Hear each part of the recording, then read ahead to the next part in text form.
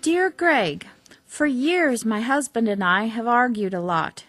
He keeps telling me I'm sticking my nose in his business and should keep out, but that always makes me mad, and then we have another argument. But now I've read Real Love, and I'm beginning to see that sometimes I probably do stick my nose in his business. But I don't think I realize it most of the time. How can I tell when I'm meddling in his business? I admire your courage.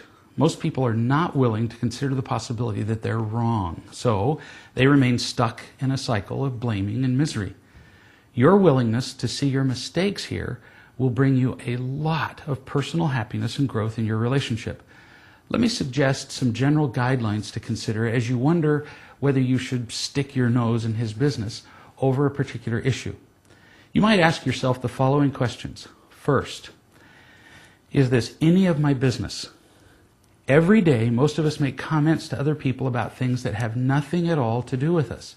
Let's suppose that your husband is about to leave the house, for example, and you say, "Are you going to wear that?" That is none of your business. And when you make such comments, he hears that how he chooses to do things, who he is actually, is unacceptable to you. When that is the consequence, is it really worth making a comment about something that doesn't directly affect you? Second, does this really matter? Even when your husband's behavior does affect you, on some occasions, it is still foolish to speak up because the issue at hand simply isn't important. Most couples argue over meaningless things. Let's say your husband leaves the cap off the toothpaste, for example, which leaves you with that nasty dried glob at the end the next time you use it. So the answer to the first question, is this any of my business, is yes, because his choice does affect you. But is it really worth the consequences of pointing it out over and over? Would it not be much wiser to simply get your own tube of paste and let him do whatever he wants to his? Is it really worth having an argument that will hurt your relationship over maybe 50 cents of wasted toothpaste a year? Third, am I being unconditionally loving? Your husband's greatest need is to feel unconditionally loved, especially by you. And filling that need is far more important than any piece of advice you'll ever give him. You might have a much better way for him to do something, and you might have a legitimate request to make of him.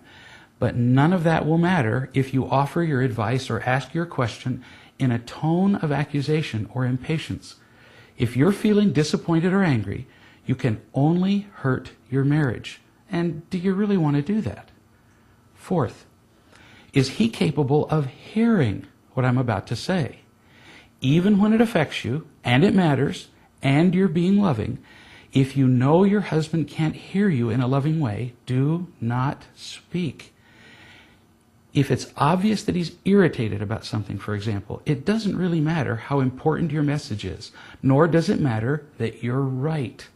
If he can't hear what you have to say in a loving way, it will only hurt your relationship, so it's not worth speaking. The bottom line is this. The most important element in your marriage is real love, by far. Before you speak or do anything with your husband, just ask yourself, is it likely that this will detract from the real love in our marriage? If the answer is yes, do not do it. It's not worth it. If you'll follow these guidelines, your arguments will decrease dramatically, and you'll begin to create the kind of loving and fulfilling marriage you've always wanted. When you understand that it's always about real love, everything begins to change.